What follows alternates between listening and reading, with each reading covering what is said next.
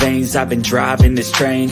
Years in this lane, there's no stopping this flame. Cause I came to the game and I changed it to play how I like, rearranged it to my own domain. Yeah, I got what it takes, made lots of mistakes, taking shots, skipping breaks, feeling lost, feeling great, popping off, singing straight, never stopped, never changed. All the squad here to play, and I've got something to say, yeah.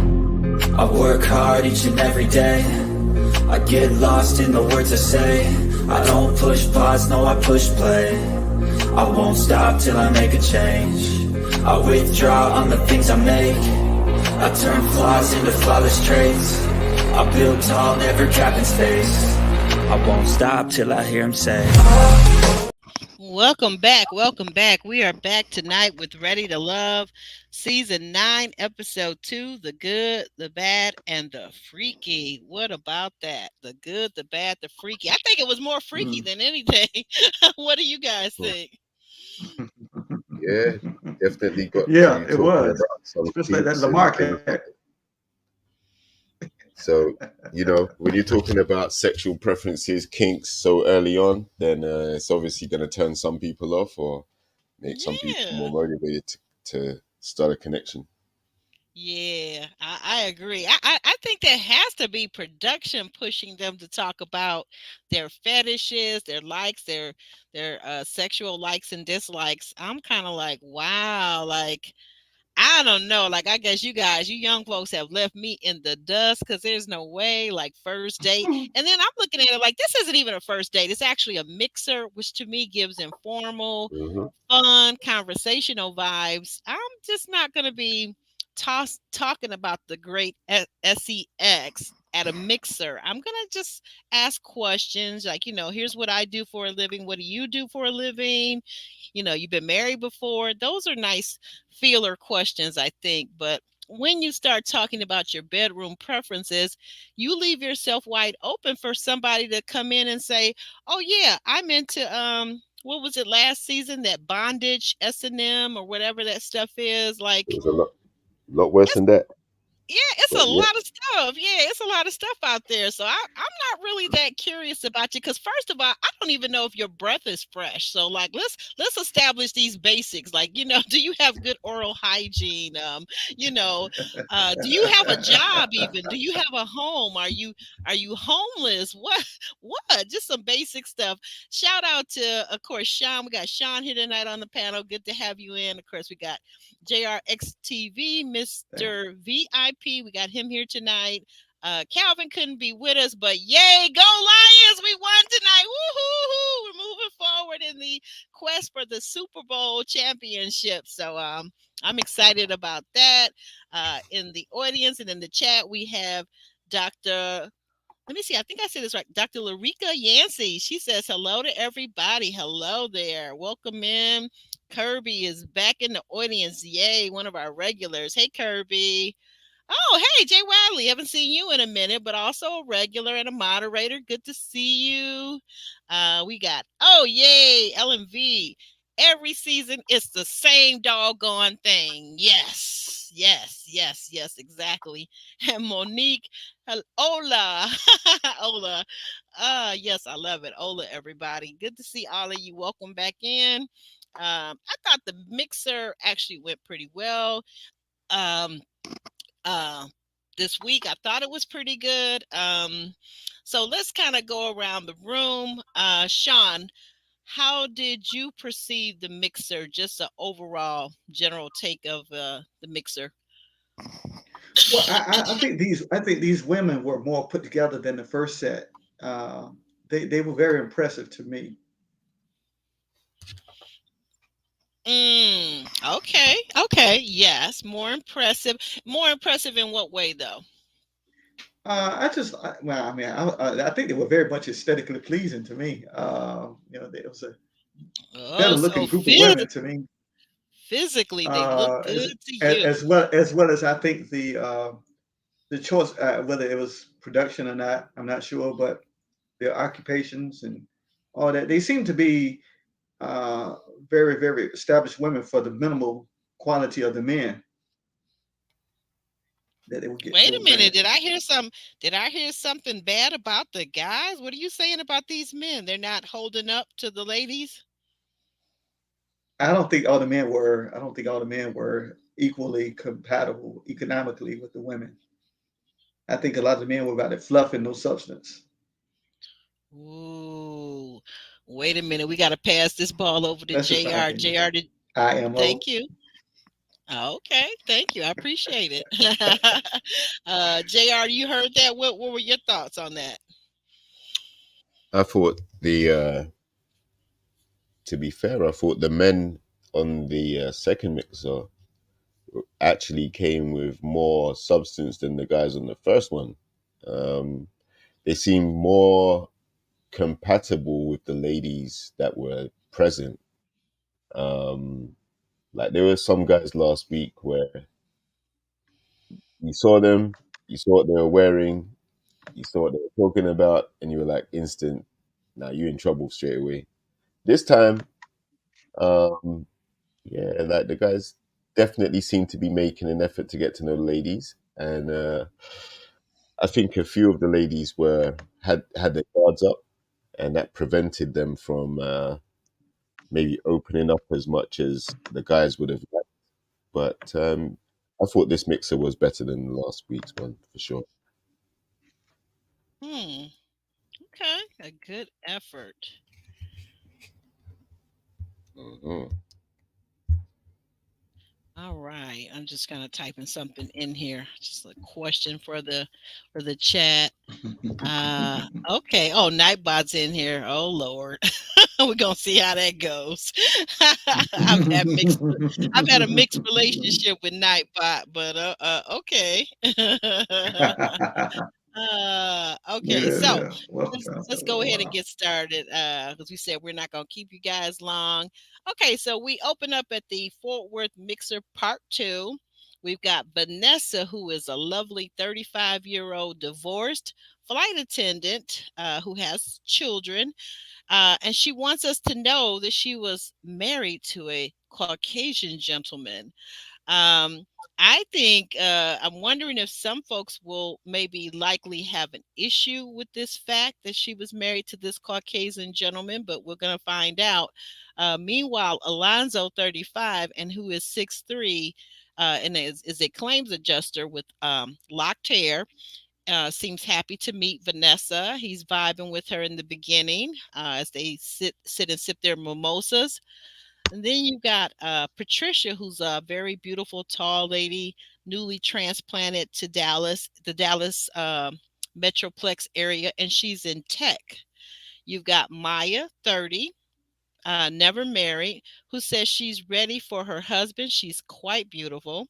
Laylene, who is 41 from Sierra Leone, also very beautiful. All women are beautiful, by the way. And she's chatting it up with Jonathan, who is 36, divorced with one child, and he happens to be from Nigeria.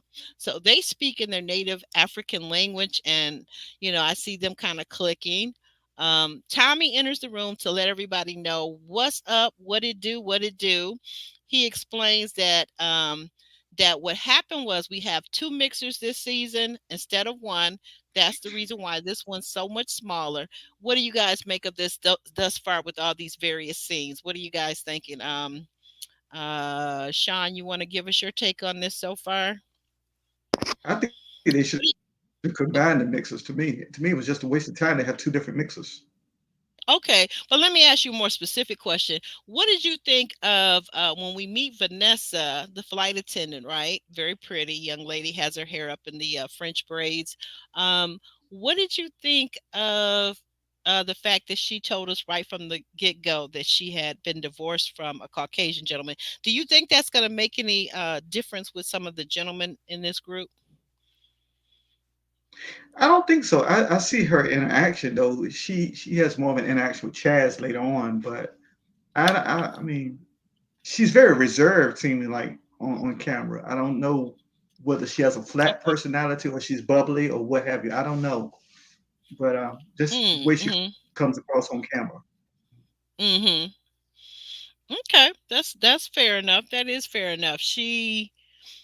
I think she's like she does give a little reserve, very professional.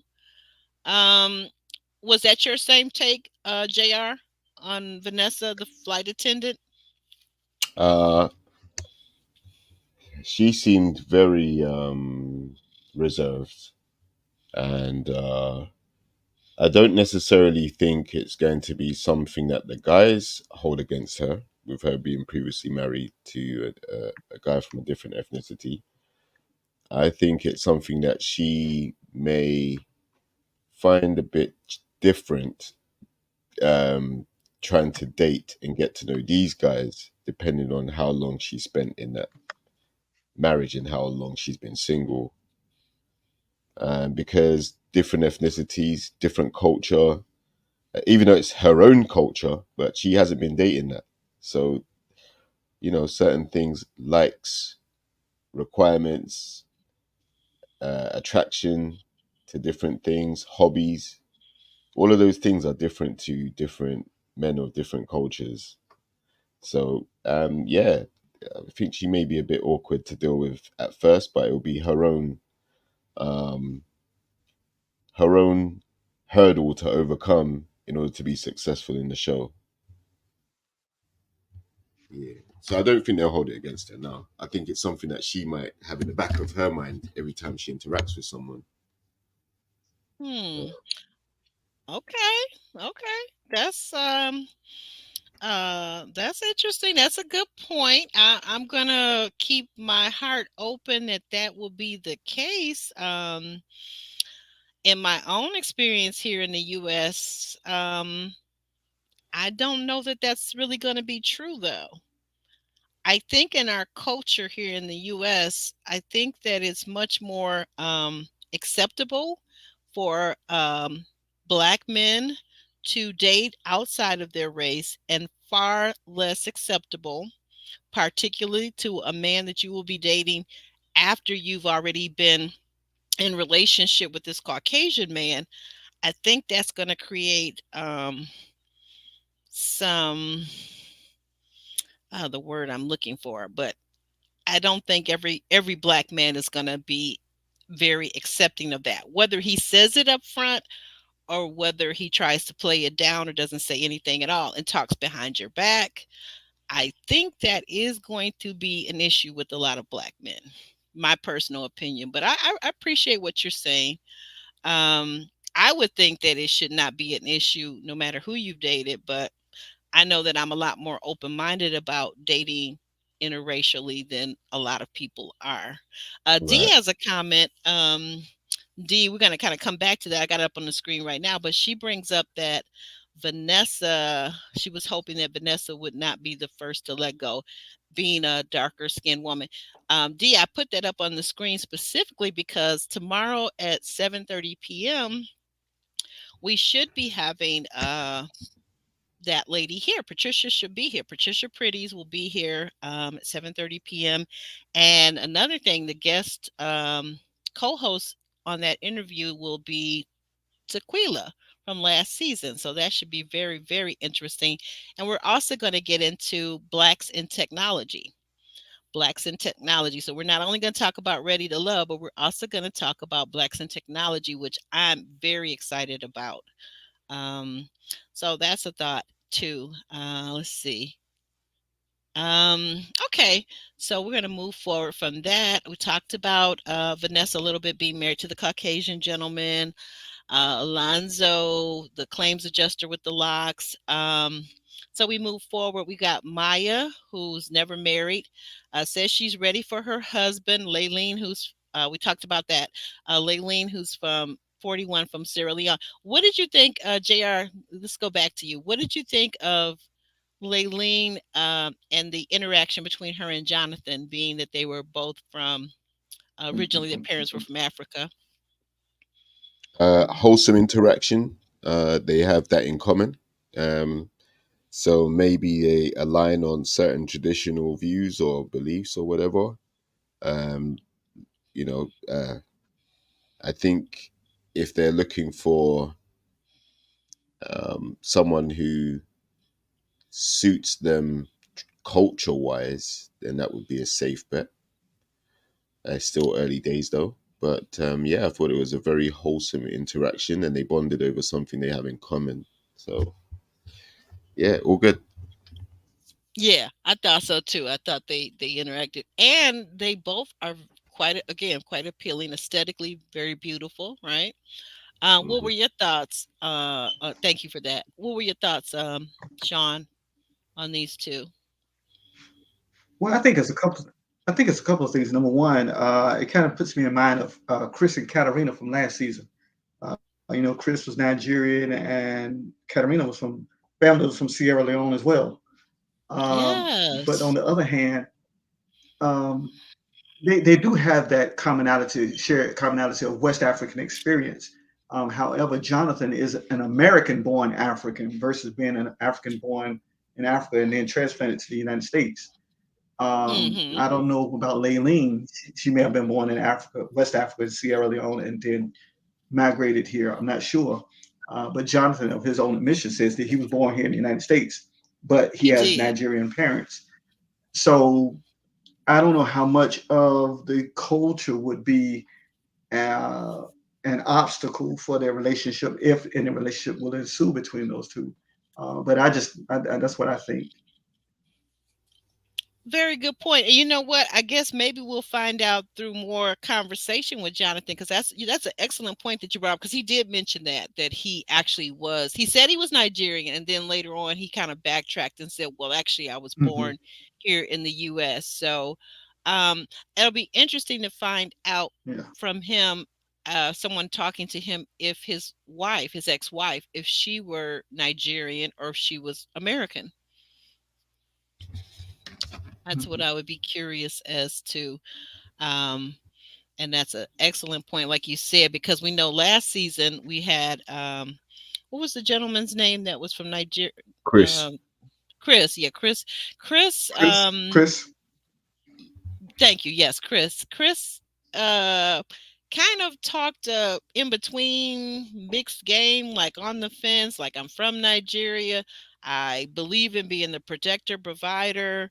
Um I wasn't really quite clear where he was, because once he got with some of the ladies, he didn't like the assertiveness that the American women had. So my thing was like, maybe he should have stayed within his culture to have that, like we put the men up on a pedestal the way some cultures do, because here in America, that may not necessarily be each woman's thing, is to put a man up on a pedestal when we're out working hard all day long, just like you do. So I think that's going to be interesting to find out. I would really love to know whether or not Jonathan's wife was Nigerian born or Nigerian, from a Nigerian family. One of those two things. That would be my question to that situation.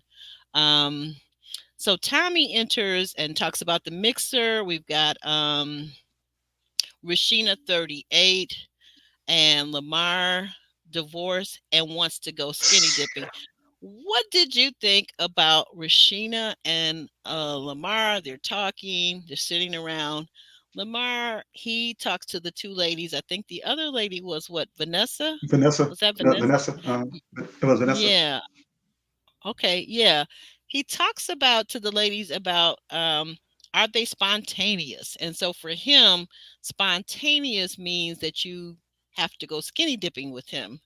And of course, Vanessa, we know, like you said, she had a very reserved reaction. I think, well, what do you guys think? And then I'll give my input. But Sean, what did you think about her reaction? Because she seemed quite taken back to him bringing up skinny dipping, and then even a new beach for a first date. I would too. I would too. But to go off your question a little bit, to me, he same script, different cast. He's a mixture to me of Marvin and Habib from last season. Okay. Uh, Now, whether he talks a lot and backs it up and is into it as much as he says he is, like Marvin is was, or whether he just likes to agitate like Habibi did, I don't know. But to me, he's a mixture of those two. To me, That's it. That's it. He's given well, he's given some kind of assertive vibes at this point. What do you think? hmm Thank you for that. What do you think, JR? Uh, I think the I think he chose. the wrong kind of example of spontaneity, because not many people, having not known you, will be thinking about just taking off their clothes at your say so and skinny dipping, right? I don't think that's something that grown adult people uh, would do. So I think that was a mistimed or misjudged thing to say. But it let me know Hmm. what's on his mind first of all while being around these ladies. Um, because spontaneity is very important. If you're always rigid, boring, predictable, can kill the fun very quick, kill the mood very quickly. So if spontaneity is a challenge for some people, hearing the you know nude beach and yeah, that's going to be a turn off straight away. So um, someone who's very how can I put it, not withdrawn, but someone who's very reserved. That's the word. Someone who's very reserved is not going to take kindly or match with someone who is thinking about that so soon. As we Yeah. saw, Yeah. she was Yeah. she was quite taken aback. Vanessa, when they was, she was quite. You could see that she had her spidey senses tingling as soon as she Uh-huh. said that. Because I think the thing of it is that men maybe don't consider that we as women, at that young of an age, typically we're almost always inundated with men who want to see us naked, whether they say it or not, or whether they're whistling at us, or whether they're trying to pinch our arse, or whatever the thing is. So, frankly, you can sometimes get burnout. You can get burnout from that. Um, I think that I'm going to ask you a question, JR.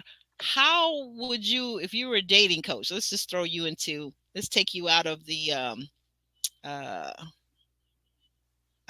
I'm sorry, I'm losing my train, not my train of thought, but my, what do you call it? Your personal training. But let's Mm, take you out of your personal training coaching mode and put you into dating coaching mode. What mm. would you have said to Vanessa how to respond to a gentleman who brings up such a thing at a mixer? How could she have better responded?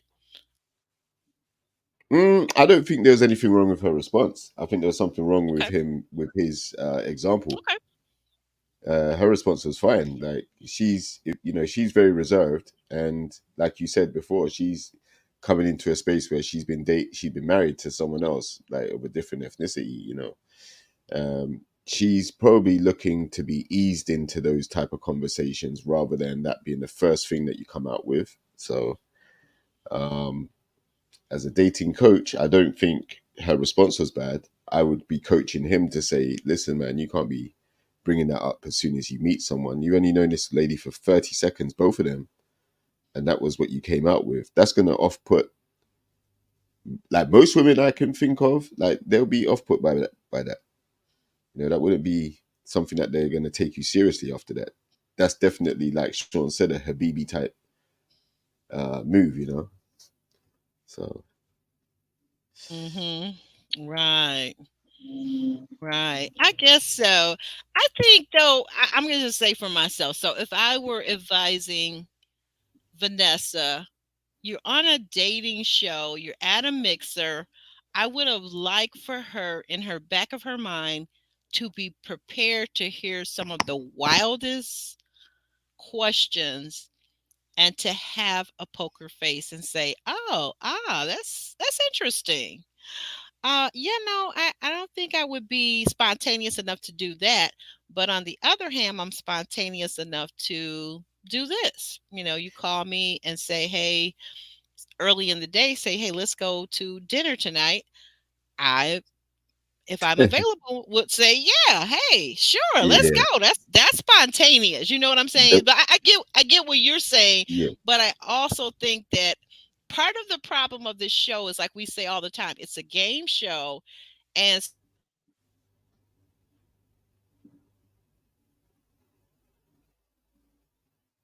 Wait, you've muted. Your sound's gone, Aubrey.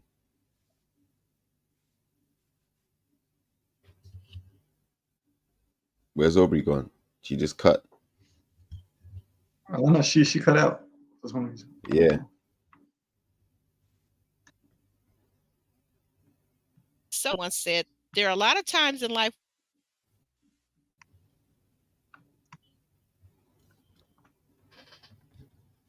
Yeah.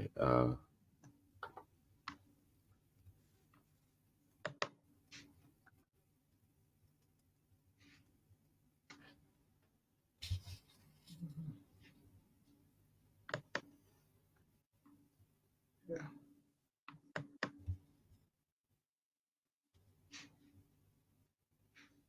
Oh, she's gone. Yeah. Okay. Well, Yeah. I'll just say this. Just while she's Hmm. she's working on technical Yeah. difficulties right now. Um, yeah. Like I just think if she's already in an awkward position, hearing something like that would probably get her back up a bit more. Um, she'll be True. even more reserved about that. Yeah. So I don't think he read the And room also, well. we all, yeah. And true, Yeah, we only hear the edited portion. We don't know the context of the full conversation. that's true. So it could have been a whole lot of stuff. It could have been a whole lot of stuff in between there that made That's her true. like I don't know about this guy. This guy's crazy. Uh-huh. I don't know. And also Are to you back, Aubrey's Aubrey? point, Yeah. Yeah, how's that now? Can you guys hear me? yes, we can hear you now. Yeah. Oh, thank Good. goodness.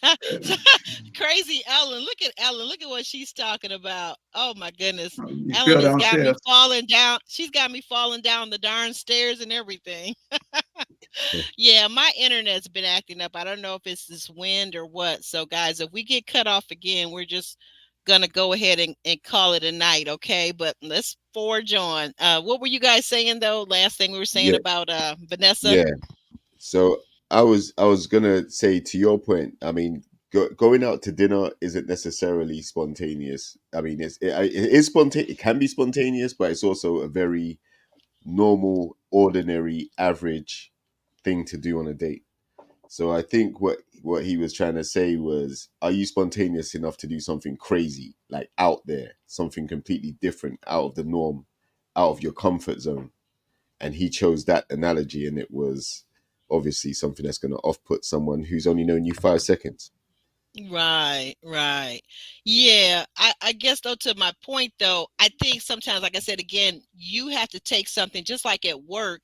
You sometimes have to take when somebody's being an asshole, you have to take what they're saying and turn it and twist it to what you want it to mean. You get what I'm saying? Because just like he took something as simple as spontaneity and turned it into something very, like you said, very Sexual. off-putting and sexual, right? She has the right to then take it back.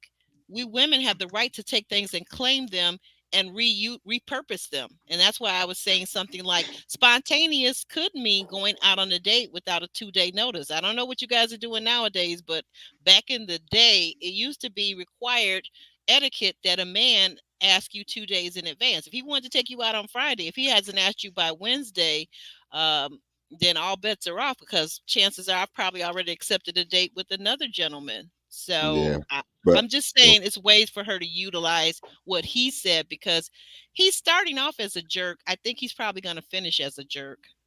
yeah, the problem is like we are dealing Mhm. with modern women and modern men. So traditionally, what used to happen, times have changed now, and so guys are leading with the questions. What he's leading with, what he considers to be a valid thing. But like I said, it seemed mistimed to me. He doesn't seem necessarily like a traditional guy. Seems like a more modern dude, and Yeah, you jerks know, are old fashioned. Jerks have been around since day one. oh yeah. But traditional versus modern is what my point is. Okay. Like if you're expecting the traditional courtship between modern men and modern women, that's not going to happen. No. I guess I'm sorry. I said some things and went a little bit beyond where I wanted to go. My scope and my comment was really and I guess Darika's point, she says we should move on. But I was just saying how it's okay, I think, for us to talk about, because the only reason why we do these shows is not just to recap them, but also to help one another out there Hmm. dating, people that are dating. So if we can't talk about that, then that's kind of that's kind of problematic, really. Of But course. yeah, that's all I was saying. I'm not saying, I didn't really want to focus on the part about old fashioned courtship. I wanted to focus on how someone takes a situation and turns it to their advantage, or at least makes it neutral. That's kind of where I was going from, but we Okay, can but move she wasn't forward. capable. She wasn't Yeah. capable of doing. In that moment, no, she wasn't. In that moment, you're right. You're absolutely right. She was not capable. She wasn't prepared, because I don't think she came in thinking that you're going to run into one or two buttholes. And I think, to me, that's the thing. Anywhere you go in life, in the public, you're going to run into buttholes. That's just par for the course. If you don't know people, they're going to probably be, somebody's going to be off-putting, somebody's going to be weird, somebody's going to be antisocial. You got all kinds of things that people could possibly be. So I'm saying, why not be prepared? But in the meantime, and in the tween time, um, we've got Maya is talking to Maya, who's talking to Jonathan. Jonathan tells Maya that he learned about dating, everything he knows about dating, from the TV shows Martin and the Fresh Prince. What are your thoughts about that, Sean? Because you seem to be quite tickled. What are your thoughts? Wow, that's crazy. He must have lived a sheltered life in order to learn about dating from Martin and the Fresh Prince. I could see that more so with Martin if you look storyline between him and Gina. Shout out to Detroit. Okay. But Hmm. anyway, I mean, I would not have said that. I mean, once again, I don't know if those were his words or that was something he was told to say, what have you. Because I mean, I would not have put that together. If you say you were born here in the United States and you learn about dating from TV shows and you're over 35 plus year old man, and wow, he must have lived a very sheltered life. Yeah, Hmm. he must. Yeah, I don't know how he got his ex-wife. I don't know how he got her, but that's crazy. And I guess that begs the question too, like, where are his role models? I mean, is there, he says he's from Yeah. Nigeria, or his people are from Nigeria, so I assume there's a father. Was the father present to give dating advice? Is there any siblings, an older brother, cousins? Typically, I don't know about, and I hate to generalize, but just saying personally, the Nigerian people that I know here in the Michigan area, they are very close knit to their family. The ones that are here, the ones that are still in Nigeria, constant contact with them, and they're very family oriented people. So I can't imagine that everything you're learning just comes off of a TV show. You don't ask your cousins, you don't ask your father, you don't ask your uncles, how did they date their girlfriends, how did they pursue their wives, like that does that click, or is everything just off of TV now? Mm. Again, I think this is a generational thing. I think he's what in his 30s, so if you're Mm-hmm. growing up influenced by that, that's a problem because those shows are all fictional. There's nothing real about them shows. It's like Mm-mm. when I hear, like, as a man, I hear um, things that tell me that all the lady knows is from R&B music, or she learned about dating for or relationships from watching romantic comedies. And Movies. Oh, yeah, okay, listen, rom-coms. yeah, you haven't had real life experience. Mhm. You haven't Mhm. seen it growing up, or you haven't been around it. So therefore, it's so kind of like fiction, like that you've got your knowledge from. Mhm. So yeah, that's concerning from that standpoint. And yeah, I'm sure there'll be a lot more um, about that once some of the ladies pick up on that. They'll definitely want to grill him on that because Uncle Phil and Aunt Viv. I mean, if that's where you're basing your ideals and your marriage, etc., that's or your relationship, kind of crazy. I don't even think Will Smith had a solid. I mean, Fresh Prince had a solid girlfriend throughout the whole season, every episode was a different girl that he was interested in, him or Carlton, right? So No, yeah, I I don't know. know. That's what I was just about to say, because that show really wasn't about dating. That No, sitcom was really more about him being a kid, basically. So exactly. only at the very end did they bring in Tyra Banks. They brought in Jada Pinkett at that Nia time Long. before she was his wife, Nia Long. Jada Pinkett didn't make it because of the height gap in the filming, so they decided not to use her. They used Tyra Banks. They used Nia Long, and they had a couple of girls that he dated, but that was at the very end of the show, so it wasn't really a significant portion of Fresh Prince. The Fresh Prince was all about him being wealthy, and the cultural shock of him coming from the hood to a very affluent um, upper middle class household. That's what that show was about. It wasn't anything about dating or relationships in Hmm. that sense. So, but um, Dee brings up an excellent. Wait a minute, no, wait, that's yeah, okay. She brings up an excellent point, because that's the next thing that I want to talk about. So, what did you guys think of? When Alonzo is playing in Laylene's hair, and Laylin, her hair, she's a young lady from Sierra Leone, has very beautiful, long, natural hair. Uh, she says she was disappointed that he said that was it Jonathan? Jonathan said she had good hair. Okay, okay, because I was going to talk about the other guy, Alonzo, playing in her hair. But yeah, good point, good catch. So we'll talk about that first off. Did that mean anything to you, Sean? Did you catch that at all, or no? No, I didn't. I didn't catch that. I didn't catch that piece. I have to go back and watch that. Oh, But okay, I'm a person who does not. I don't believe in good hair, bad hair. Hair is just hair to me, whether you grow it or sew it. I mean, to me, uh, you it's, say you are equal opportunity hair I lover. mean, I love it. equal opportunity hair level. I'm wearing my Whether it best wig snaps to in a Dallas comb. when I come. Okay, whether it snaps in a comb or whether it just smoothly goes through it. I don't know. It doesn't bother me. If you like it, I love it. Hey, I So heard that. I I didn't heard catch it. that. And then to the question too, so I guess this was two separate instances. Alonzo, who has the locks in his hair, he was playing in Laylin's hair later on. He kind of runs his hand through her hair. What did you think of that? Was it too forward for you, or was it just right? Well, I mean, sometimes some men will push the button to see how far they can go. If you tell me, "Hey, stop! No, I don't like don't play with my hair. I don't like anybody messing with my hair." Then he would stop. He knows the boundaries right there. But if she just goes along with it, he's like, "Oh, well, I can do this again. I can do this again." So depends on the place where he was coming from with that. I think he was Hmm. trying to fill out to see how far, because a lot of black women they don't like anybody messing with their hair. I mean, much less they don't even like to get their hair wet when they go to the pool. So hey, so I think he was just seeing how far he could go with it. I agree. I agree. I think that was a boundary test right there. Absolutely.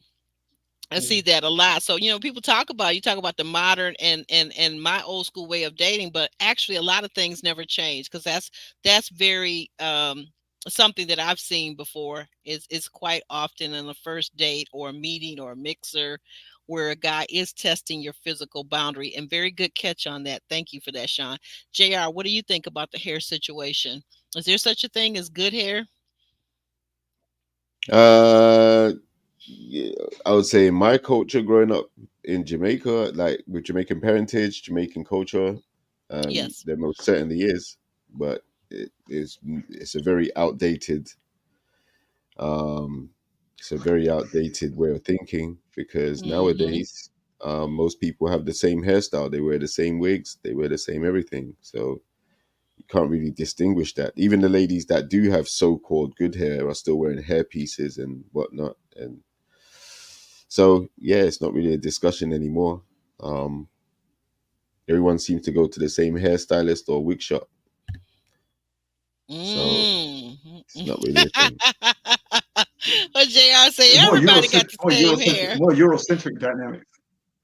I don't know. I was just thinking I've been seeing a lot Yeah. of ladies here in braids, professional women in braids and the crochet hairstyle, which is definitely not Eurocentric. It's very cultural for our people. But That's more you're Afrocentric. right. Yeah. Uh-huh.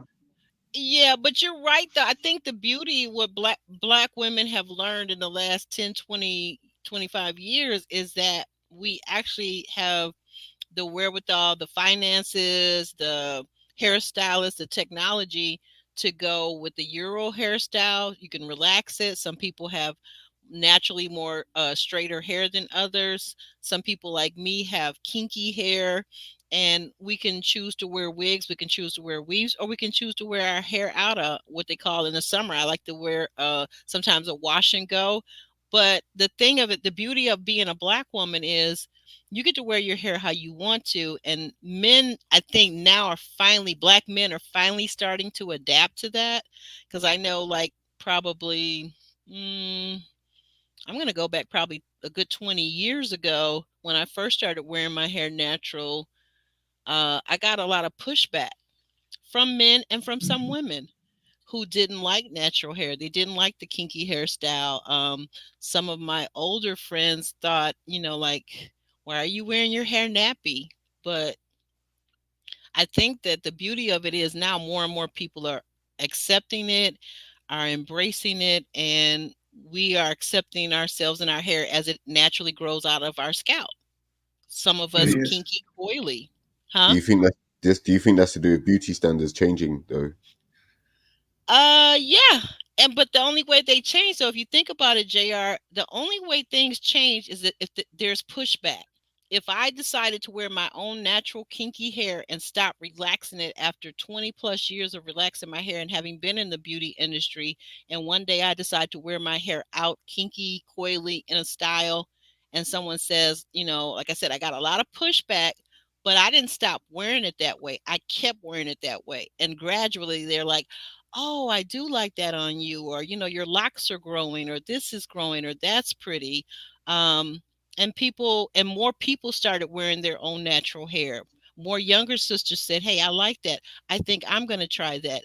And it becomes a thing. But until you have a change of mindset and a change of what people are doing, how will people know that they like our natural hair if they never ever see it? They always see it with some kind of relaxer in it or some kind of wig on top of it. And there's nothing wrong with any of those things either, because I also wear the wigs and I've worn the weaves. So I think what I'm trying to say is I think that the beauty of being a black woman to me is that I can do all of those things and do them well.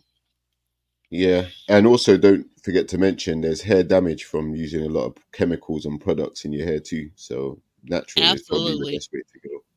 Yeah. Yeah, absolutely. That, and you're right. And that was one of the reasons I came out of the perm relaxed culture, because we found out, the world found out, and a lot of us women already suspected earlier on that the relaxers were actually causing some physical damage, leading to possibly up to just a lot of, I don't want to get into technicals YouTube, Yes. right?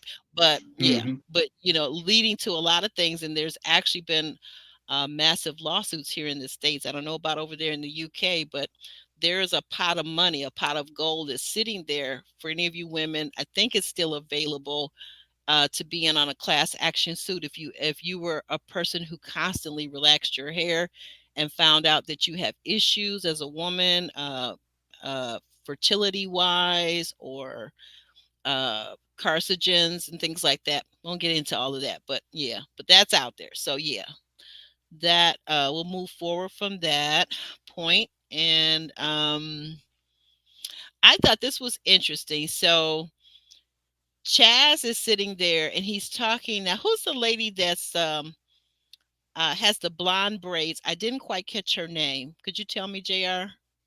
Is it Rashina? The Is it Rashina? Rashina? I thought Rashina had Is it her hair. Rashina? No, Rashina had blonde hair, but it wasn't in braids, though I didn't think.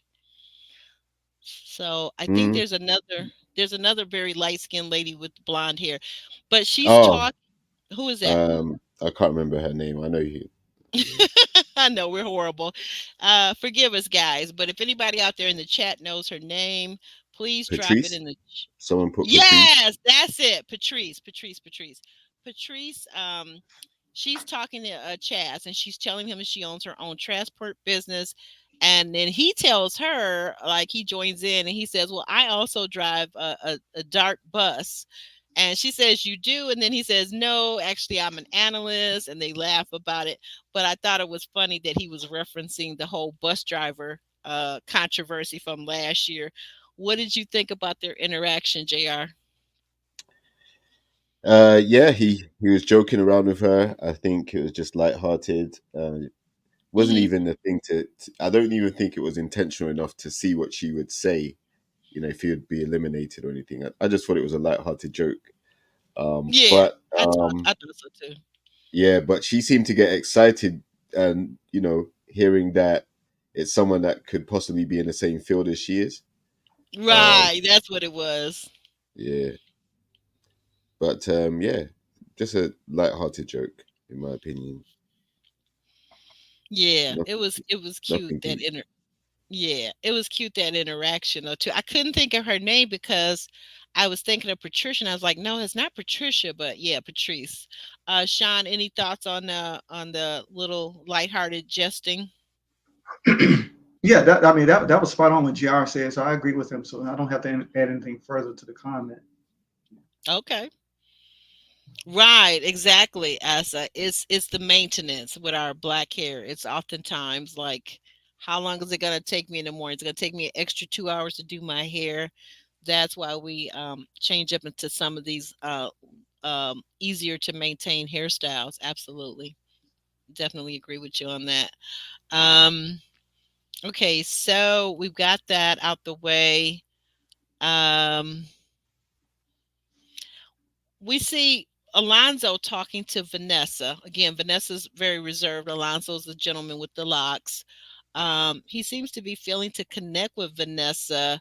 There's a scene where I think it's Maya sitting there, Alonzo sitting there with the two women, and Maya very, very smartly decides to go excuse herself. Vanessa, who doesn't catch on quite as quickly, is sitting there. So finally, Alonzo says, "Would you like to go get a drink? And you want to excuse yourself?" And then she says, "No, I'll stay here." And I'm thinking to myself, but why? You guys aren't conversing, and there are other people that you should be meeting. Um, what was your take on that scene, Sean? I found it kind of humorous because seems like he was scratching trying to find a conversation with her because it seemed like he was Mm-hmm. just striking out. Nothing could move the needle. Uh, she was just like a Yeah. stone wall to him. I don't know whether he was just lame and had no game, or she wasn't interested in what he was saying or what have you. I'm just looking at it from my vantage point. Mm-hmm. Yeah. That's true. That's true. I think it just seems like to me, Alonzo probably might be fun and nice for someone who wants that fun, youthful energy, but Vanessa doesn't necessarily seem to be the type of woman that is looking for his youthful energy. And but let's move over, Jr. What are your thoughts about that? What happened? Thank you, Derica. What do you think about the interaction between Alonzo Uh, and? Mhm. I think there were more tumbleweeds than conversation, so Mhm. they didn't really connect. Like you might be right. The type of guy she's looking for may be more mature, have different qualities to what he has, even though he may be, someone's ideal there. Like it's definitely not hers. Um, I think the mixer is doing what it does, right? You pair up with Yes. someone, you sit down, you have a conversation. It's like speed dating, and if you don't hit it off Yes. straight away, then unfortunately you're in the hot seat. Whoever's up for elimination, you're in the hot seat, right? Mm. She wasn't necessarily you know um disrespectful or making faces or making it clear that she wasn't feeling him, but Right. the No, she lack of wasn't. conversation and chemistry is it was undisputable, right? It was definitely there and evident. Um, so I think that contributed to people finding her awkward. Hmm. Right, right, right. Good point, good point. And then we have in the next scene, we have now this was a very touching scene, I thought. Um, Rashina, which by the way, who was one of my early favorites right now. Rashina, who's the young lady that owns a hair salon, made me think about our girl Vernisha from Ready to Love, Make a Move. But Rashina tells Chaz that she has two kids from her Mhm. ex-husband, that relationship. And then she asked him, has he ever thought about marriage or children? He confides in her that he lost a son at 6 months who would have been 20 this year. Um, Mhm. what did you make of that interaction? Because that was a lot of vulnerability on display. What did you make of that, Sean?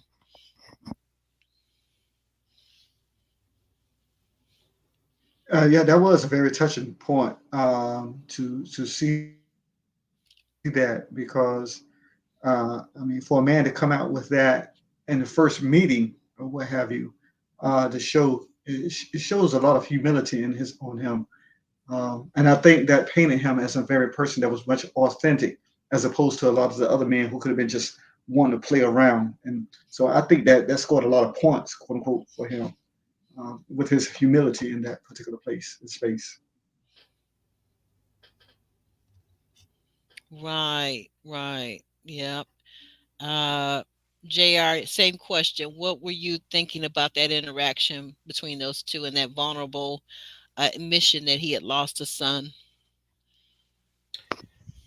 Um, I think he was vulnerable. He kept it real. Told her up front. Um, I think the key thing is there's a few key things. How she responded to his vulnerability and what it was that he actually shared. Mm-hmm. I think um, him sharing it with her was that is it something that he's going to lead with going forward whenever asked about it? Like, is he going to be upfront with everybody? Mm, Um, is it something that he still deals with in some mm-hmm. way? Like, is there Okay. still some unresolved issue about it? Um, Mm, I mean, I appreciate the honesty, but um, yeah, I just hope it isn't something that's used against him later on, right? mm, I don't think he was fishing for the sympathy vote because it wasn't even a men's time to get eliminated. So he shared mm, it, probably in good faith, and because he was asked about his previous relationship situations, etc. yes. So at this point, I don't have any concern, but I'll just be mindful that if you keep talking about something, then you're still dealing with it, right? And if you're opening up so early about something, it could be that you're either very over it and it's really a small thing to talk about, or it's at the forefront of your mind and you start leading with it every time you're asked a question. Yeah, Mm, So it's interesting true. to see how. good, good observations. Go, Sean. You had something to add to that? Yeah, I think it could very well be a sore spot in his life because if he said his son would have been 20 now, and that's what 2023 when it was filmed, I guess. Um, so you're talking about 2003 to 2023. So a whole lot of life happens in between that time, and so maybe he just didn't feel like dating anymore. I don't know what happened to between him and the young lady that lost a child or what have you. Hmm. Maybe that drove them Right. further apart than it kept them together. So yeah, Mm, it could very well have been a mountain for him to climb, um, mm, and hinder other facts of his life. So I mean, I want to know, okay, what happened between you and the lady that you had your child with? I want to know that dynamic. Because you didn't just lose a Mm, child; she lost a child as well. So exactly. what was that? Well, what was the what was the climate like after that? Yeah. Mm-hmm. That's a good point. And Darika makes another good point. JR Sean, Darika's out in the chat saying that's a good point because we're at a mixer. You're on a dating show for the next several weeks, and the topic of children is going to come up. So we're going to see, hopefully, over the next few weeks, has he emotionally dealt with that? Because he says that he's ready now for marriage and for kids, for other kids, other children. um, Rashina says to us in a confessional that she liked his vulnerability, which I definitely agree with her. I thought that was,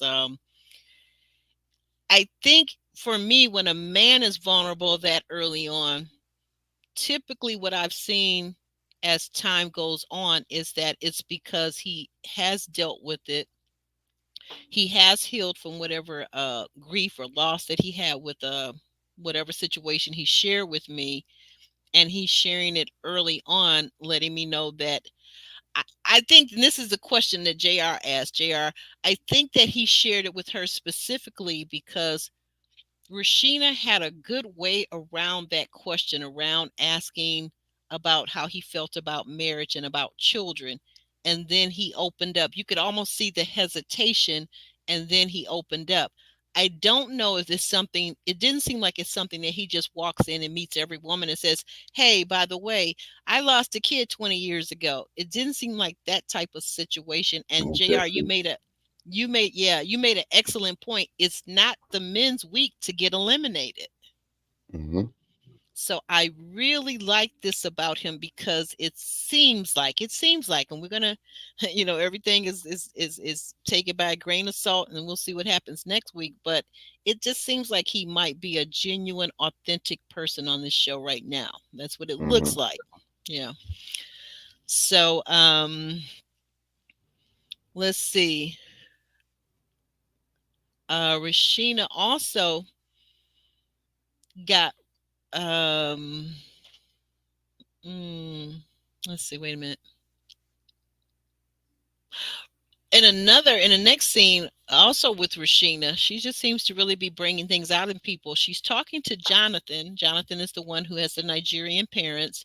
She's talking about past hurts in dating, and Jonathan is opening up to her. So I think this is maybe when you own a hair salon, I'm gonna say I don't know what it is about somebody playing in my hair, doing my hair, shampooing my hair, but it's like you would tell them almost anything while they're doing your hair. You just open up and you're just pouring out all your secrets and all the past and everything. So I think she really Just like the has the bartender. key. Yeah, like a bartender, right? And like a therapist. I think these people that work with people a lot, yeah, they really seem to have that gift of gab, that way of pulling things out where they don't seem like they're prying, and they just ask just that right question phrase, just that right way. But anyway, we move forward. Tommy returns and tells the ladies we're getting ready to play a game to avoid elimination. And I want you guys to tell me, did you recall who said they lost themselves trying too hard to please their wife? You Yeah, it remember was Jonathan, the Nigerian dude, I think, was it? yes, that's right. Ding, ding, ding, ding, ding. You won that round. So we got Jonathan. Okay, right. And then who was it who um, wants to give to his wife something that he hasn't given anybody else? And do you guys recall who that Lonzo. was? If you're in the Yeah, Lonzo. chat, Lonzo. you guys are Lonzo. beating the chat to these answers. Yes, Alonzo. Alonzo. Okay. Now, which gentleman said that women who wear too much makeup look like Muppets? Who said that? And Chaz. Chaz. That was Jazz, Chaz. right. Right. That was Jazz. Which man said that he loves the thick thighs? He loves the thick thighs. Ladies with the thick thighs. You guys, y'all give up on That was that one? Alonzo, Any I think. No, that was Lamar. mm, Lamar. That was Lamar. That was Lamar. That was Lamar. That was Lamar. ooh, you just keep digging the hole deeper. That wasn't him. Mm-mm. Anybody out in the chat know who said that? Let me go over here to the chat and see Okay. what the chat is saying. Hold on. That was all Uh, the guys that said that. Oh, all the guys said that. Oh, okay.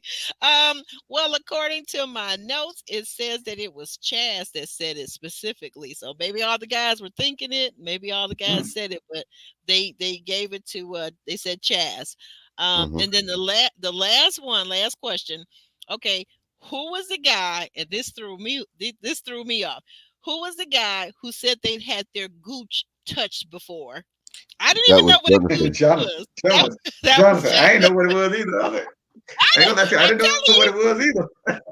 Sean, between all this pegging and all this gooching, I mean, you guys are taking me out. Mm. I had no idea. I had never heard it called that. I did not know what pegging was from Married at First Sight this week, and now I learned what a gooch is. I don't need to know anymore, okay? I'm sorry. I don't need to know anymore. So who won the competition? Who won this game? That was Maya. And I don't know if it was just me thinking this, but Maya didn't need to win this competition because Maya wasn't gonna get sent home this week, next week, the week No. after this week. She's never gonna be sent home according to her aesthetics. No way they're sending this child home. She's gorgeous. Um, Patricia, we gotta talk about Patricia. So But she's the young. She's competition. young. She's young and she's stunningly beautiful, just like last season or season before last. We had Morgan, who was stunningly beautiful, a little bit toxic but stunningly beautiful. So the A stunningly little bit. beautiful. Come on, I'm come on. just Nah, saying you said a little bit. Just the say it fully what it stunningly was. the Now stunningly you beautiful talking about woman. Kira from that season. You talking about Kira. You talking about Kira from that season. You talking No, about no, no. Kira. I said two Kira. seasons ago in Miami. Who was you said last season it was Oh, okay. You said two. Okay, no. okay. More. Yeah. Oh, okay, okay. Yeah, You're two right. You're seasons right. ago You're when right. we were in You're right. Miami. 2 Last seasons ago was season it was Morgan. last season the toxic person last season that was beautiful and a little bit Jeanette. toxic, JR. That was Janelle, right? What? We can't send Janelle home. Oh yeah, no. Yeah. Yeah, And definitely, she was a little definitely. bit toxic, wasn't And she? not a little. What? Stop saying a little bit. You're giving a false characterization. Take the little bit off. Just say what you saw. Okay, okay. Well, they had to keep her for That ratings. They had to keep her for ratings. that woman was okay. You get it. You guys know what I'm trying to say. Oh, wait a minute. Oh my goodness. No, you didn't say that about poor Morgan. Oh, Darika's with you. She's in your corner, JR. She said a little bit is an understatement. Yep. You And guys. Ayo nod is absolutely correct both times. You guys are Shout out to funny. Ayo nod. Shout out. You are absolutely correct. Okay. Okay, so getting back to we're trying to get back on track. We're gonna wrap this up in a second. So Maya wins the immunity. We're getting over here to Patricia. Patricia in the blue jumpsuit, very pretty, but she's asking the men about toe sucking. And I guess my thought on the asking about toe sucking at the mixer is kind of like the guy asking about the skinny dipping. Mm-hmm. Why are we at the mixer discussing toe sucking? Exactly. But what are your thoughts about it, JR, since you already started commenting? What are your thoughts about that? I mean, you're a guy. Like you said, it's very forward for the type of situation you're in. You only know these guys 5 seconds, and you're already talking about your kinks and your fetishes and all these other different things. There's nothing wrong, by the way, ladies, with a little toe sucking Yeah, on the there's gentleman's nothing wrong side. with guys talking about skinny dipping either, but you know, I wouldn't do it at the mixer. You're right. Not 5 seconds into knowing you know. exactly. Imagine you ain't even seen the feet. Yeah, well, she don't. No. The guy did ask her who was that. That was Alonzo. She had on some sandals, but apparently there was something blocking. He couldn't see the color of her nail polish, and he asked her, "Was That's it what I'm white?" saying. You couldn't even Good. see the whole feet. Listen, if you're gonna put that, he doesn't even know what it looks like to be talking about putting it in his mouth. Mm. Could be bunions, corn, Corn. Hammer ingrowing time. nails, Hammer You time. said, webbed feet. She could have webbed feet. We don't know. ooh, well, no, I don't think anybody wants to suck those type of toes, but I'm talking about the good toes, the real nice toes, the well cared for toes. Okay, y'all leave me alone. Leave me alone. Um, uh, Sean, up there, what are you thinking about Patricia bringing up this whole toe sucking thing? Is it too early at a I think mixer? she was acting like she. It's too early, but I think she was acting like she was repulsed, but she was touring on by it. So she was kind of playing both sides to see what the men would say and see how, filling them out. Mm-hmm. Like the men's game to see how far they would go, what have you. And it backfired on them, but that's what I think. Mm-hmm. Yeah, D has a point too. D says that she can see how these games could be biased and that they could use these questions given to particular women for the game. I don't know, D. Let me know if you're talking about questions to give during the mixer, or were you talking about the game that they actually play to get to avoid elimination? Um, and she says Well, I might be giving too much of a conspiracy theory, but I get what you're saying. I think if you're talking about um, production asking these women to ask certain questions, because to your point, so Patricia later on when the she does her confessional, she says, oh my God, the one guy who was into the toe sucking, she turned around and said, oh my God, he's into that.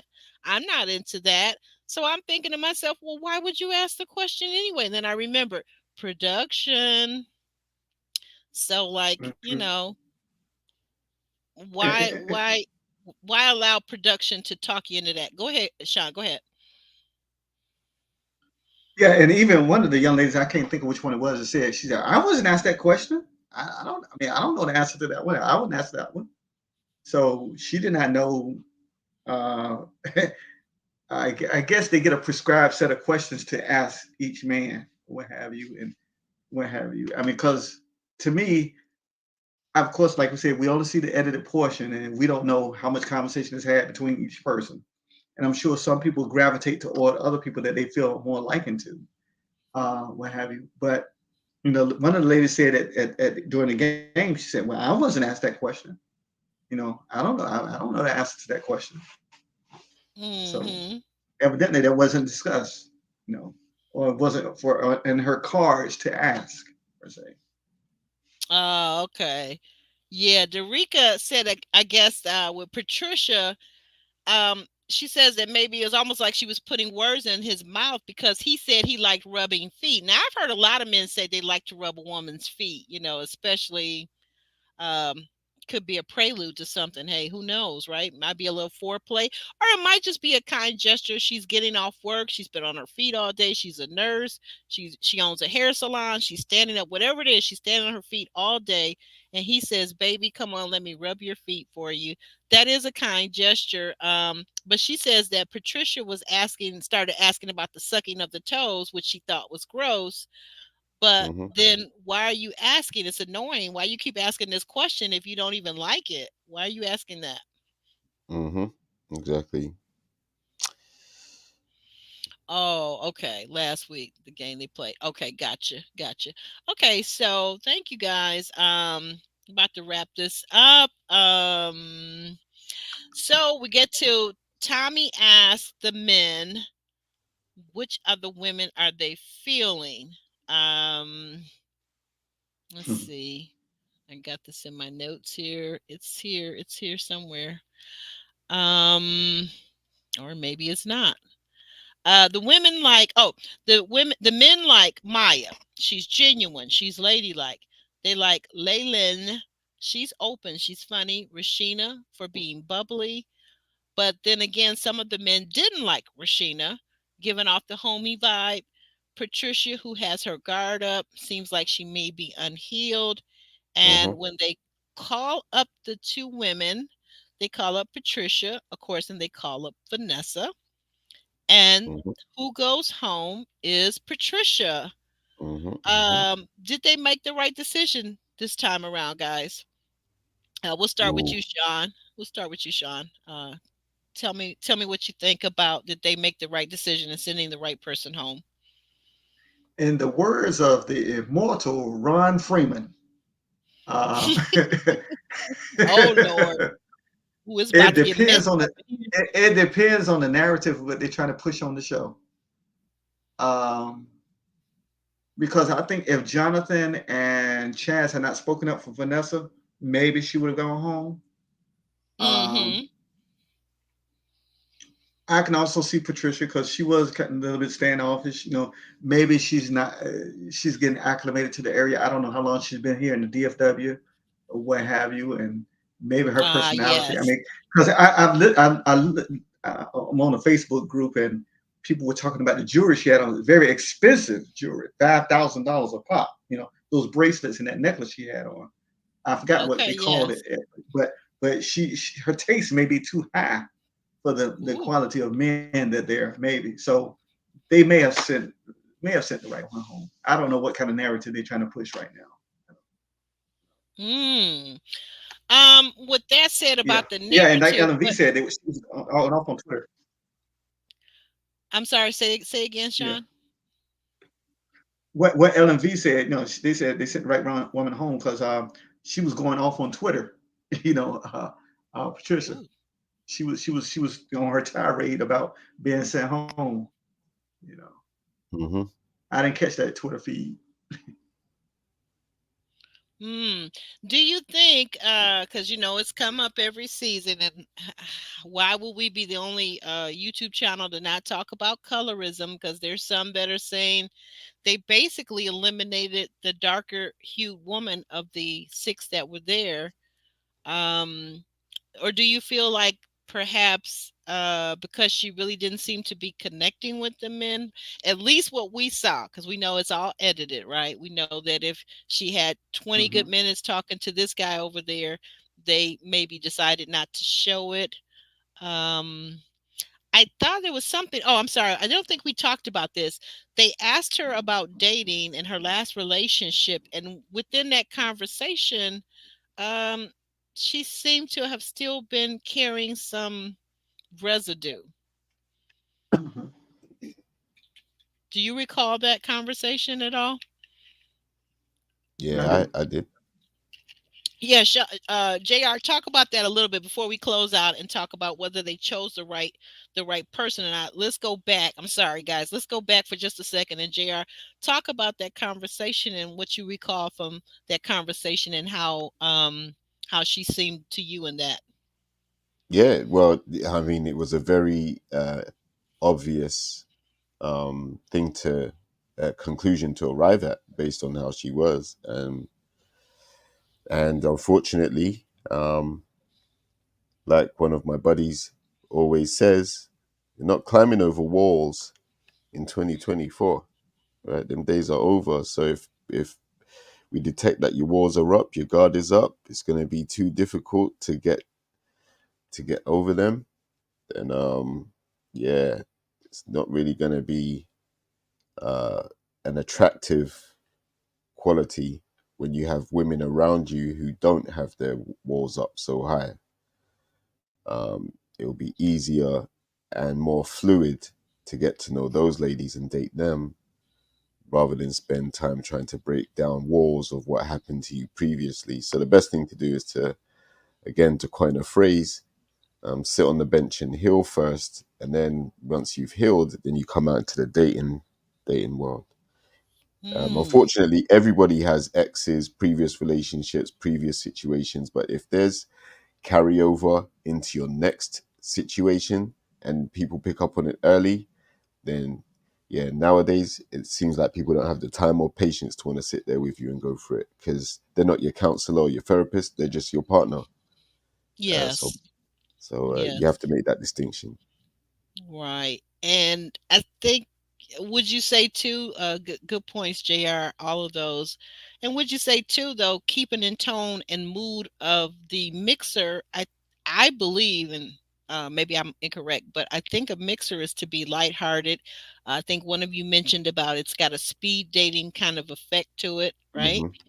Hmm. So I think what happened was whenever the guy asked her about her past relationship, and I think she went too in depth. Like you said, everybody at this point at 35, 40, everybody should have had, except for, of course, Emily on Married at First Sight, who has never been in a relationship because she only has one night stands. So, of course, this doesn't apply to her because she doesn't have relationships, but everyone else at 35, 40 who has been actively dating for 20, 15, 20 years, you've probably Hmm. had a couple of relationships, and the reason why you're out dating again is because those relationships didn't quite work out, right? Um, Exactamundo.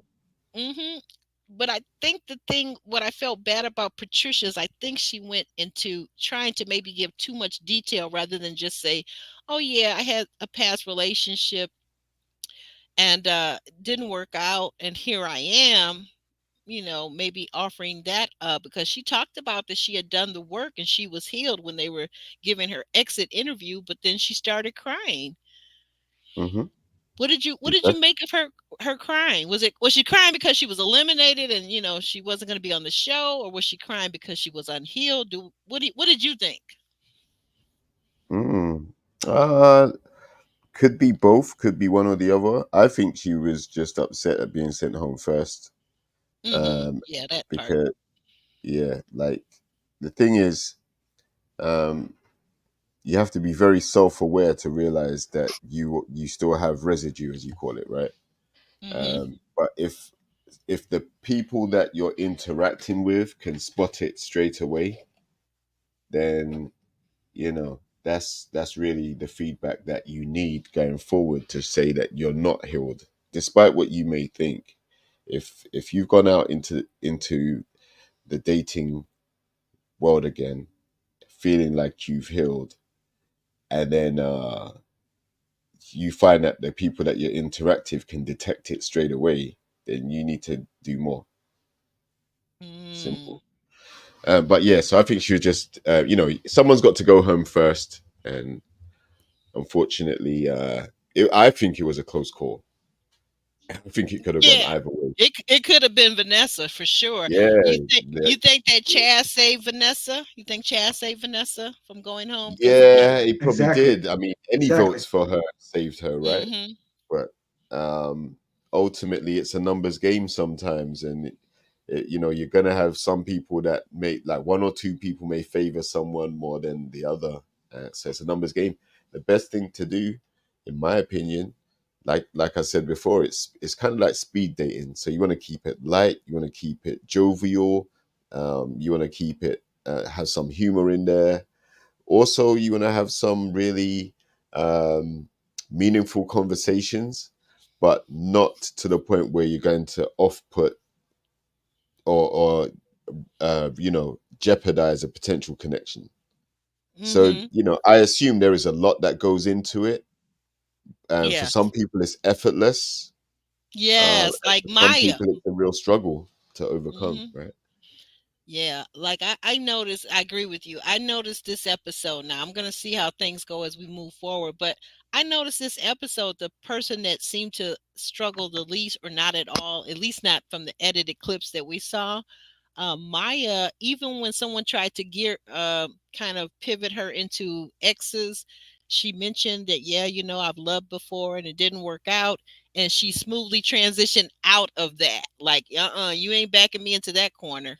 Like, Mm. because I think the moment a woman gets to talking and reminiscing about an ex and you see that light go out in her eyes, it's no good. Like, don't allow these men to talk you into these talking about these exes. We ain't doing that on the first, second, third date. No, no, no, no. Yeah, but if the relationship question comes up, because that was one of the most prominent questions, like, what was your Yes. previous relationship like? Have you been Mm. married before? Those words Yeah, being answer asked it. a lot, Answer the right? question with a yes or a no. But I'm saying, as far as getting into the dirty details, oh yeah, and then I came home one day and caught him in bed with my best friend. I mean, it's Okay. So, like with Why? the dude that was vulnerable, do you think that was wise for him to share, or do you think he should have just kept it surface? Said, "Yeah, you know what? I've had a kid before." Next question. No, I think, like I said again, I think each person has to gauge who is the person asking, do I trust you? Like I tell you, JR, my main question I tell women, and now I'm saying to men too, do I feel safe?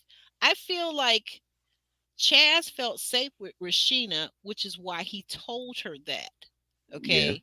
Now Right. he'll have to deal, he has to be, here's the thing that I also say, you have to, as an adult, part of adulting and emotional stability is, if I tell you something that is vulnerable and close to my heart, right? Mm-hmm. I have to A, feel that I trust you and I feel safe with you, but B, what if? What if you're not a safe space? What if you Mm-hmm. run and go tell the whole town? What if you make fun of me? I have to B, trust myself that I have the inner strength and resilience to deal with that. And then Right. I can cross you off as being a safe space. Of course, and you're 100% right. But again, the stage we're at with these guys and ladies, Hmm. they known each other for less than a day. So a safe space so soon, I think that takes time to build up. Like you build up a chemistry, a relationship over time, and that creates a safe space. To automatically meet someone and I hope you're a safe space, so I'm just going to share this with you on a mixer meeting for the first time. Nah, that's a bad move. Hmm. Okay. You're right. Technically, you're right, because you don't. He hasn't known her long enough to know if she's a safe space. But I guess the other part of that, what I could say though too, is that his son, from what he told us, has been gone. Would have been 20. He passed away at 6 months, so that's a whole 19 and a half years that he's Yep. had to heal. And Hmm. while I'm not a fond believer of the people say time heals all wounds, I call BS on that. I say that work heals the wounds. It's not the time, it's the work, and it's the resilience that you have and that you develop, right?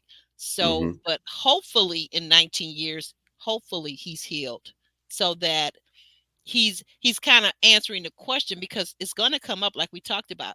The question of, do you have children, for the men and the women, is going to come up. So now what is he going to say to the women? Well, no, I didn't have a child. He's going to deny his child that was born, that didn't live past 6 months, or is he going to tell the truth? No, I mean he can tell the truth, but he doesn't have to go into full detail. Okay, you don't know him. Um, Okay. Okay. so So just say, you can tell yes, the I had truth, a child. but Okay. just be very much mindful that you've just met this person. She could go home next week. She could have gone Okay. home that day, and you've shared that. So Mm, okay. uh, my thing is, there's nothing wrong with being vulnerable, nothing at all. But also bear in mind that you've known this person 30 seconds, so you don't know whether they'll go back and tell the ladies in deliberations. As we know from previous seasons, Ooh, they will go yes, they back do and that, they don't will they? cast dispersions on whatever they find out about some of the guys and vice versa, right? So Mm. that could be that could be something that might come up later if they feel that he hasn't fully recovered from it. Even though it was 2 decades ago, the fact is, if you're not married or have children and some at late 30s, 40s, then it's an obvious question. The next question is why not? Or what happened or what hasn't happened for you. Um, so it's a conversation piece, but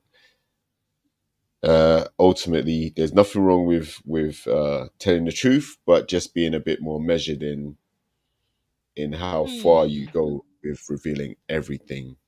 Okay. because I because I get it. again, like you could say too much, and then eventually the ladies go back to the deliberation and they say, yeah, you know what, I asked him about it and it seems like he was a bit down about it, so I don't think he's ready, similar to what they said about some of the ladies in Hmm. deliberation today, right? Good point. So you're right. You can admit something or confess something or share something that's very intimate and personal and be vulnerable. And you're right. On this Hmm. show, in this setting, on this game show, In the the backfire. men or the Hmm. women can take it back into the deliberation lounge, and it can be the end of you, because if that person perceives, even if they're incorrect, if they perceive that you didn't get over it or you're not healed, or if they just want to eliminate you for whatever motivation and ulterior motive they might have, it could be the end of you. That's a very good point, JR. And in real life, as you said, that is a very good point. But I think that you made an excellent point. So do you think that let me go back up. Let's start back up here with Sean, because we left off and we want to bring that in, that conversation about Patricia and her seeming to still have a lot of energy, negative energy related to her ex. So Sean, do you think that they made the right elimination, the right choice between Vanessa and or out of all the women that were there? Well, it could very well be that they made the right choice. If anything, Patricia could have been painted as the bitter black woman or the angry black woman, um, with the way she was talking about her relationship. So sometimes, as I've seen on this show, people will fish for information, like JR said, only to weaponize that against you. So Right. probably, well, the way she was talking about her ex, man, I don't know. I wouldn't want to deal with her. We just need to get rid of her. You need to get rid of her. But then on this particular side, I wonder how much control do the men's decisions, how much control do they have, and who really goes home with the way they vote. You follow me? Because like Ron has said that sometimes it's not even about what the men vote on. It's about the what's being pushed. You know, to see who goes home. Mm. Well, I we mean, saw. Go ahead. just like Go ahead. last week, just like Mhm. last week with Demonte. Demonte was sent home over William, and the lady was like, "Well, William, he came with sneakers on and all that, tennis shoes and all that. And I think he was underdressed and so forth and so on." And then you listen to his lack of being established. That he did not have a full game plan for his life, and to me, he seemed less polished than Demonte was. But nevertheless, Demonte was sent home because, according to them, they said he didn't have his credit straight and all that, and he didn't have himself together financially. I don't know, but anyway, it is what it is. It is what it is. Maybe you can ask Patricia that tomorrow night. How does she feel What is about it? her past relationships? How does she feel about her Okay. past relationships? Okay. Oh, absolutely. We're gonna get into it. T and I are gonna get into it with her, so I'm pretty sure we're gonna get all the tea and find out a lot more. Cause I've been hearing from some castmates today as I was running the Sam's Club, totally forgetting that we were in the NFL playoffs. So I go to Sam's Club and the line is wrapped around the building. It's crazy. But anyway, I got what I needed, long story short. But anyway, I was talking to a castmate and they were telling me about the premiere party that was had, and I got a lot of inside tea, but I never divulged my inside tea like that. But we got a lot of Oh things to get wow! into with Patricia. Tomorrow she should be here at 7:30. I haven't made public the thumbnail yet because I'm working on it, but it will be public probably within the hour. So you guys go over and like the thumbnail, hit notification so you're notified tomorrow in case you forget that we're going to be here at 7:30. I know it's a weeknight, but that's early enough. 7:30 we'll be here. We'll be talking to the lovely Patricia Pretties, the first woman eliminated from this season. And we're also going to get into talking to her about Blacks in technology, because in case anybody missed it, technology is where a lot of the high paying jobs are. So, yeah, I know I did hate that too, that she went home. And I do get what you're saying about the colorism. But this season, I have to wonder with Patricia also, and you guys, maybe you two gentlemen can chime in real quick. Was it also the fact that she mentioned she liked the tall guy? Because I think she said she's very tall, and I didn't know. I don't know if she said her height, but she did when she stood up. She looked like she could have been 5'10" or so. I think she's like Um, 5'11". Yeah, 5'10", 5'11". 5'10", 5'11". Yeah, so that's very tall. And do men not, like, if you're a man and you're only 5'9", do you want to date a woman that's 5'11"? I'm like Maury. I'll climb that tree. Yeah, y'all say that. That may be I'm like that may Maury. be pertaining that may be pertaining to something else besides the dating and the series. JR, back to you. Well, JR. there's a saying here like you're the same height when you're both laying down, right? So There you Gotta go. get him a JR too. um, You men are all alike. You men are all alike. but yeah, I don't think that played a factor at all. Like, there are some very attractive tall women and they like shorter guys for whatever reason. But she specifically said she liked can't remember his name, my guy for his height, right? So it's just a preference thing and everybody has their different preference Yeah. and their desires. So it wasn't I don't think they held that against her, no. It was the Mm. guardedness that's got sent home. Well, stay tuned. He does say that actually Patricia had a lot of competition at that mixer. And he said the other women, minus Vanessa, understood the assignment. So I don't know. I don't think he was wrong about that from what we saw anyway. Oh, you saying men don't usually care about height. Okay.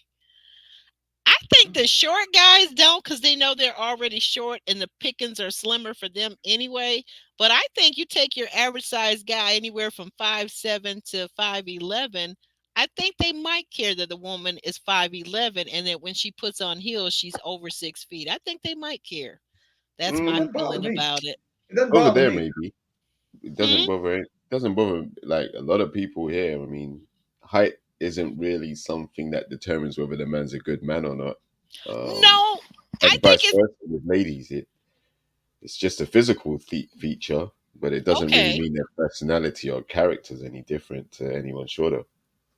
Now that is an intelligent thing to say, but I'm saying at the end of the day, do you think that men are really wanting would get into a serious relationship? I'm not talking about the, as Sean put it, the climb the tree, because for me, the climbing tree comment is just it reeks of basically a physical relationship. But I'm talking about a real genuine loving relationship, a serious No, committed relationship.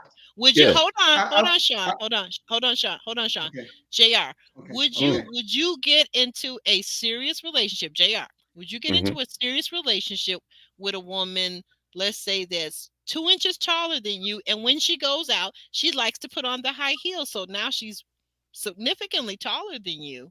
Would Yeah, you I would wouldn't you care. do it? Listen, as long as it doesn't have affect her attitude towards me, like if like she can be taller than me, but she can't talk down to me. Literally, Right. metaphorically or Yeah, literally. Yes. exactly. Okay. Like Right. she can be taller. Like I don't mind that. Long legs, whatever. That's cool. But if her attitude is, oh, she's gonna sun me or send me out like a kid because she's taller than me, or she doesn't have a level of respect for me because she's taller than me, then yeah, that's not gonna be acceptable at all. You know. So that would get Hmm. nipped to the bud. But if she's just a cool person, humble, nice, respectful, all of that stuff, then height doesn't matter. I don't really care about that. I won't be able to hold the umbrella for her, like when it's raining. Right, right. I love it. Okay, okay, okay. Now, Sean, because Sean won't let me let him go because I talked about the climbing the tree comment. So, Sean, what you got to say in rebuttal? Mm-hmm. I think okay. Now, as far as the climate tree comment, it was nothing referring to happy time or nothing like that. I Okay. just want to clarify that. But the Mm-hmm. other thing is, with me, it, I don't have a height requirement, or minimum height or maximum height.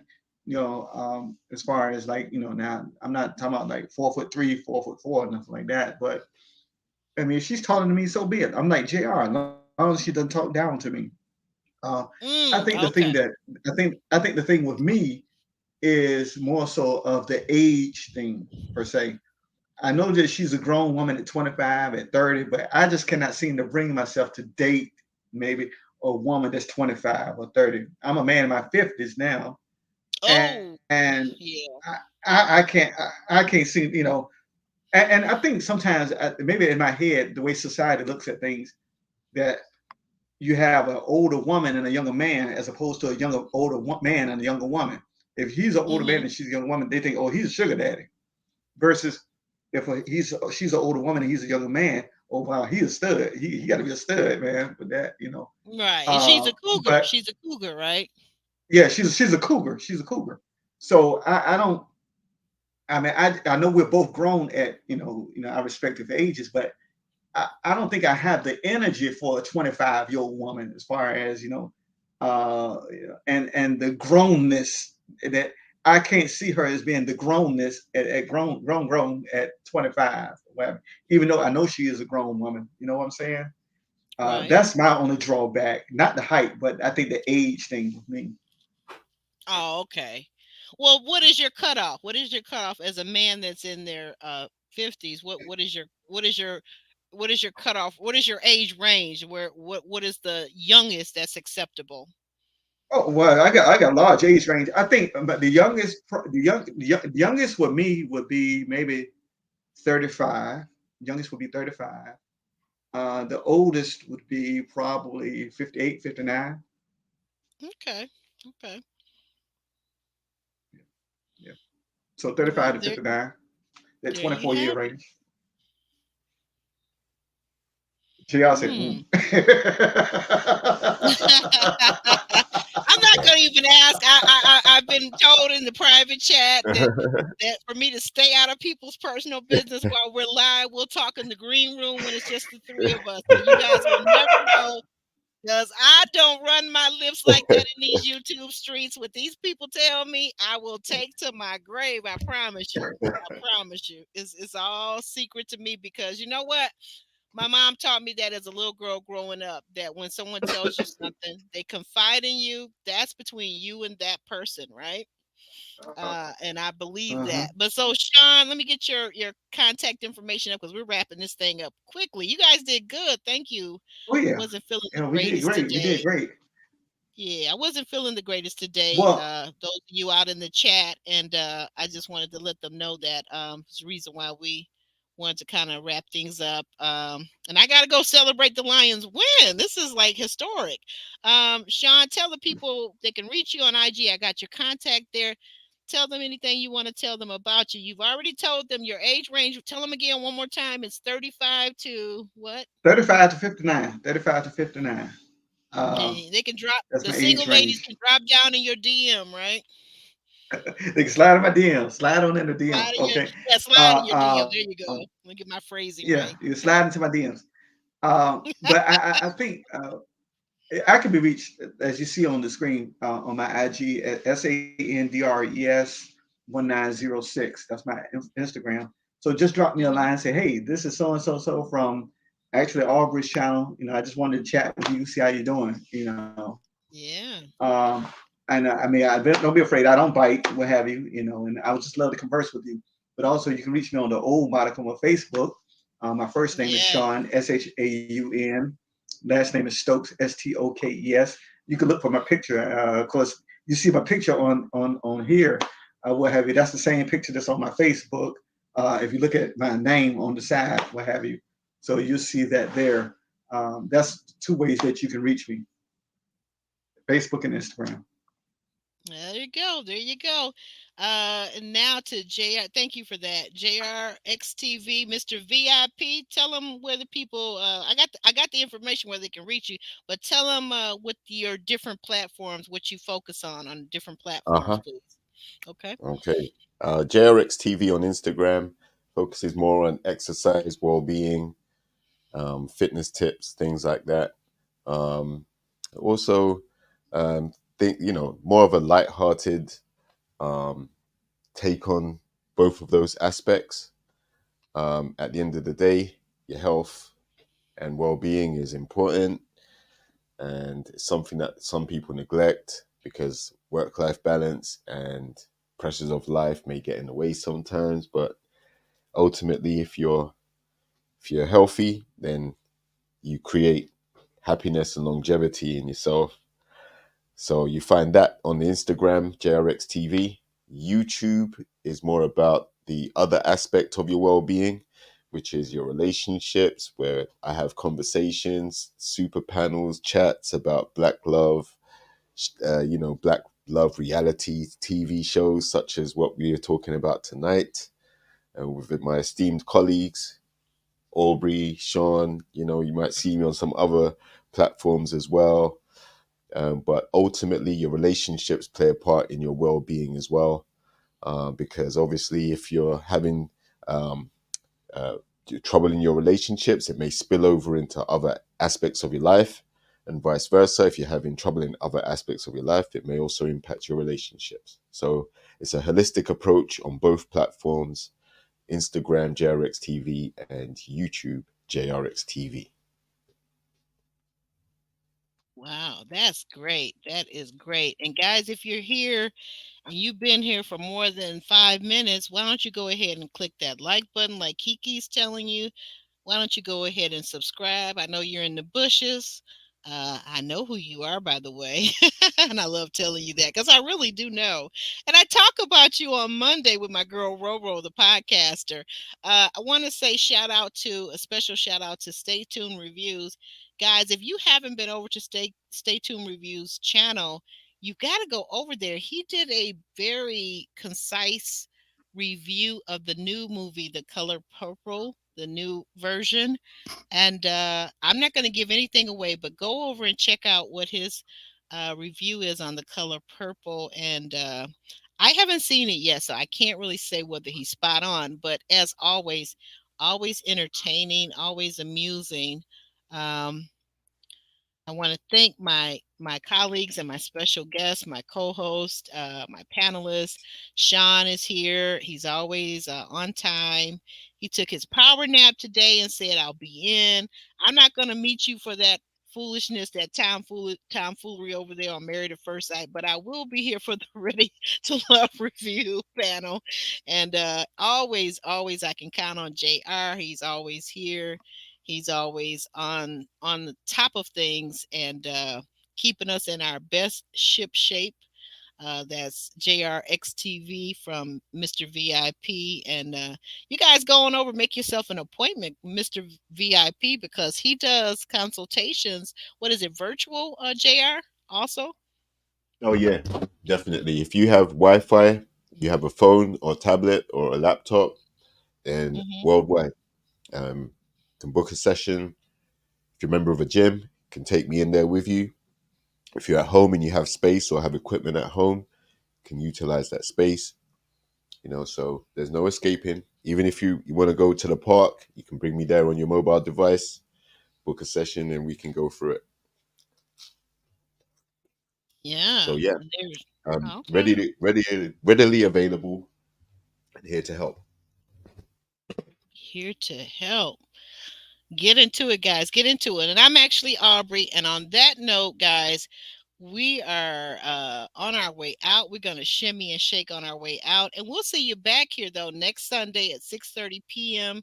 Eastern Standard Time. And JR, what time is that in the UK? I think it's 11:30. I think JR may be indisposed right now, but it's 11:30 UK time. 11:30 UK time. Okay. I can hear you back there in the back, JR. Okay. Don't you think I'm not aware? Okay. All right. Okay. We're going to shimmy and shake. As soon as I find this music, we're going to get on out of here. Where are you hiding, music? There you are.